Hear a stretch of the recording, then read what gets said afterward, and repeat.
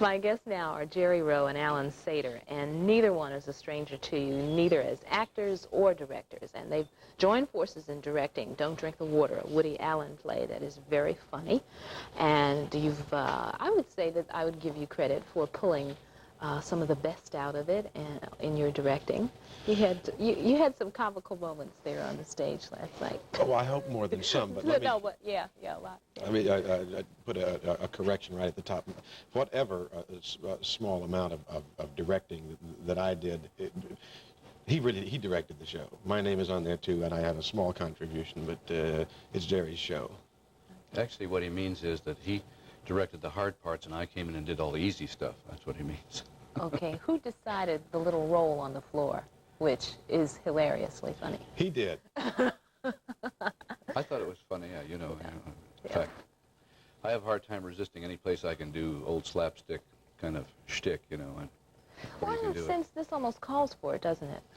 Well, the play, you know, Woody Allen's humor, as far as I'm concerned, is, you know, that kind of far out, what I call anyway, kind of a far out kind of humor. He wrote the script, and I mean, they gave him a couple of Academy Awards for the same kind of humor. Mm-hmm. And this is what appeals to me about his kind of a show, because he can zap you with a couple of good ones at the same time. He's really doing almost pratfall kind of funny goodies, and very few moments go by where you can't find some humor in what he's written. And I think he's a very, in a sense, edited kind of playwright. I think he hones those scripts down so that he knows he's got a laugh coming every couple of minutes and can hit it.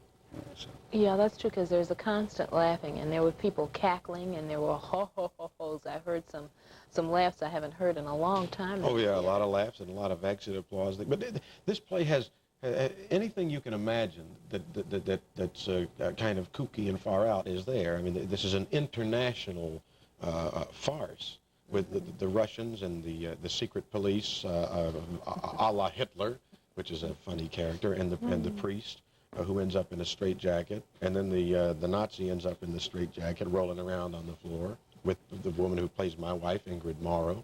It's a funny play. And Rick Height, who does Father Drobny, I think he's just a doll. Yeah, he's so good anyway.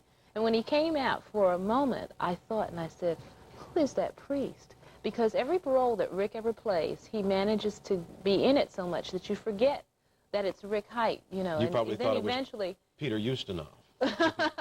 Yeah, but you know, then eventually you say, oh yes, that's Rick Height. He does everything so well, everything that I've seen him do. I think too, Becky, that if we should mention that this is the first time, and probably the only time, one would assume anyway, that people would have an opportunity to see Stan Feddersen actually fly out a window.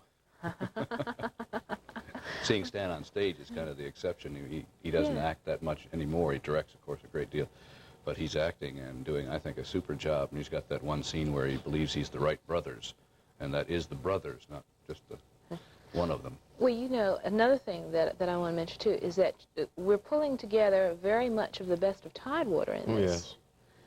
Which we haven't done too often before. Usually we have a couple of the really good Tidewater players, and when you were doing the star bit, you know, we'd have a couple of the good, and then, but this time you've pulled together almost the whole, I won't say the whole group, but quite a few, and you've pulled in what used to be different theater groups into one. Is this going to be a trend now? Oh, well, I certainly hope so. It's nice that we can reach out and get the best, because when we had a star, for example, in a show, that person made an awful lot of money. That limits the other people that you can get. You can't, therefore, before, when you have a star, the production really wasn't necessarily as good as what we're doing right now, because we can spread things out and do a more even overall production than we could before. And it seems to be working very well.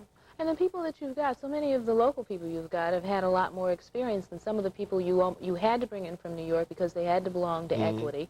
And so you had a lot of times you had an ingenue type of person coming in. You very often bring in somebody from New York who can't hold a candle to the Rick Heights and Stan Feddersens and Tony Smiths and Ingrid Morrows and other people that we have in the show. The talent that is here were in New York. They would be looking for work just like everybody else is, and they would probably be getting as much work and perhaps more. They're just as talented, more so than the people who are pounding the pavement in New York and making telephone solicitation calls to make a living and collecting unemployment insurance at the same time. Yeah. Well, it's good. Don't drink the water. Woody Allen does a good job of writing, and Gerry Rowe a good job of directing. Alan Sater, maybe a good job of acting. No. Nice. He's starring. He's starring. That's Alan's. It's a starring role there. Yeah, He plays starring. Walter Hollander. Long time. 100 pounds Starring. heavier. Yeah, and that's another thing that was really true. I was sitting there thinking, oh, well, how could Alan do that to himself just for a role? I thought you gained all that weight back. And I was really, so I was convinced that you had gained all A that weight tribute back. to our That's good. costumer, Dottie Holtz, for making the padding look so real. Dottie outdid herself Yes. this time. She really did. A beautiful set by Hank Sparks and all that. That's right. That's right. Well, listen, it is at the Tidewater Dinner Theater, and the number in River City is 461-2933. And they're there now, and you can make your reservation. Okay, and it'll be running Standing through by. the end of the month, though, and you do Yes. have the group situation, so if groups want to come, they can come. Oh, sure. Big discounts for Thanks a groups. lot for being with us, Gerry Rowe and Alan Sater, two of the Tidewater greats. We'll be back in just a moment.